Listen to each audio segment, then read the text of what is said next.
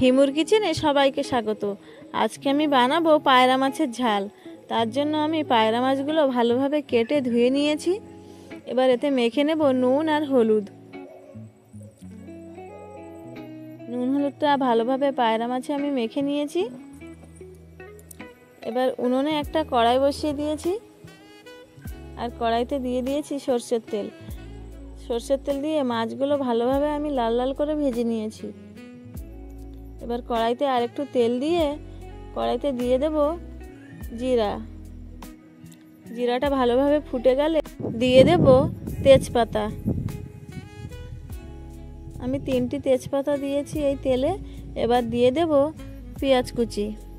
পেঁয়াজ কুচিটা দিয়ে একটুখানি নেড়ে ছেড়ে দিয়ে দেব আদা রসুনের পেস্ট। আদা রসুনের পেস্টটা দিয়ে 2 মিনিটের মতো কষিয়ে নেব।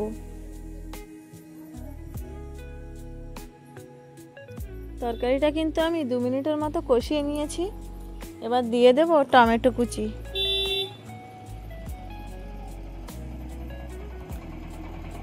টমেটো কুচিটা দিয়ে কিছুক্ষণ কষিয়ে নিয়ে দিয়ে দেব নুন,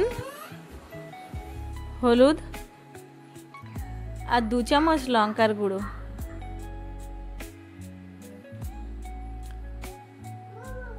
এগুলো দিয়ে আমি ভালোভাবে মশলাটা কষিয়ে নেব। টমেটো আর মশলা একসঙ্গেই ভালোভাবে কষিয়ে নেব।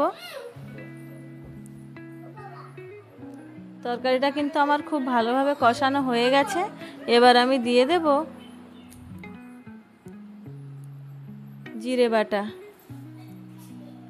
জিরে বাটাটা দিয়ে আমি 1 মিনিটের মতো কষিয়ে নিয়ে দিয়ে দেব জল। জলটা আমি যতটুকু দেওয়ার দিয়ে দিয়েছি। এবার ঝোলটা ফুটে উঠলে দিয়ে দেব মাছ।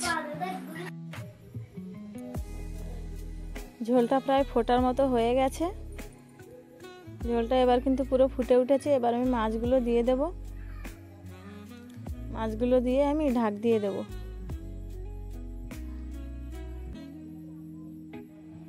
ঢাকটা খুলেছি। তরকারি কিন্তু আমার প্রায় হয়ে গেছে। ঝোলটাও ভালোভাবে ফুটে গেছে।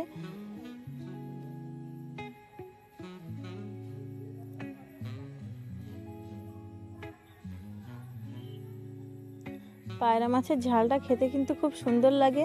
পায়রা মাছটা এখন যে কোনো সবজি দিয়ে রান্না করলে অতটা টেস্ট হয় না যতটা টেস্ট ঝাল করলে কিংবা একটু মশলা দিয়ে শুধু ফ্রাই করলে হয়। এবার আমি দিয়ে দেব একটু গরম মশলা। তরকারি আমার পুরো রেডি হয়ে গেছে। তরকারিটা আমি এবার নামিয়ে আনবো। গরম মশলাটা দিয়ে কিন্তু আর বেশিক্ষণ ফোটাবো না। তো যাই হোক, আর বেশি কিছু বলবো না।